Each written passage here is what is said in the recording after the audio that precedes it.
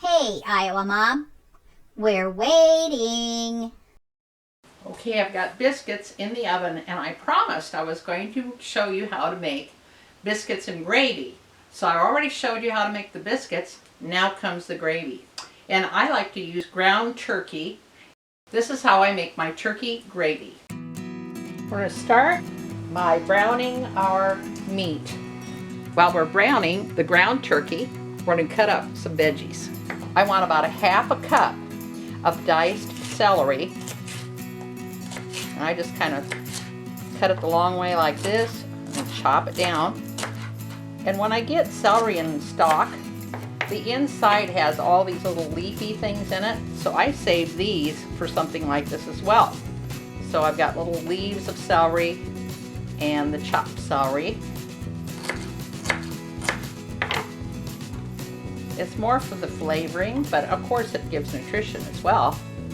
So I've got my half cup of celery ready. Now I'm going to also do a half cup of onion.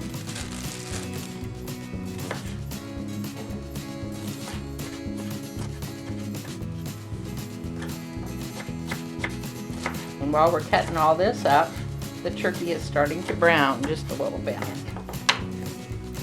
Okay, we just dump our seasoning to our celery. I'm going to use a teaspoon of salt.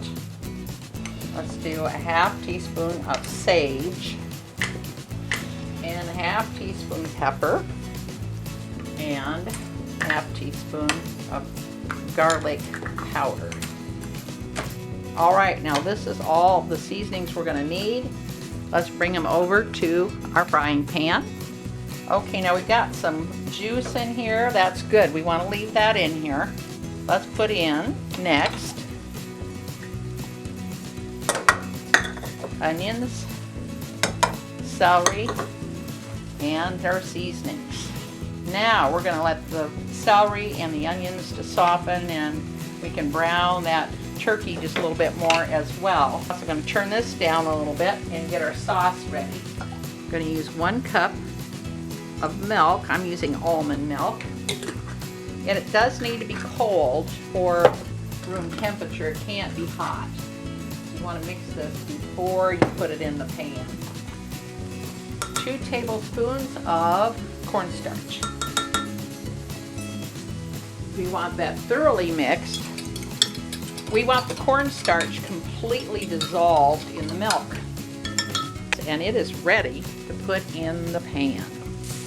The liquid is all cooked out, and you can see that the vegetables have gotten kind of translucent, which is very good. That means that they're tender and ready for the next step.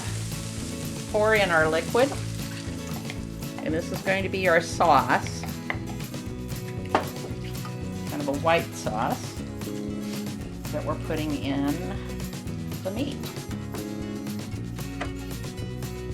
Now at this point we can adjust the thickness of the gravy by adding a little bit more milk if it's too thick. And if it's really thin, you're going to have to mix together in cold milk. Don't ever put it in the pan with hot stuff, because that's how we end up with lumps. Okay, you can see it's starting to bubble now. I keep stirring it, and then I do that for about a minute. What a minute of cooking past that bubbling stage is, it removes the starchy flavor of the cornstarch. And I do stir at this point for the full minute, just to make sure nothing gets burnt. Okay, I'm going to taste it now. No starchy, and the flavor is really good. And that's how you make the gravy for biscuits and gravy. This is Lena Shea and Iowa Mom. Thanks for watching. If you'd like to see more of my videos, go to youtube.com/@iowamom. Then click on the video tab for a whole list.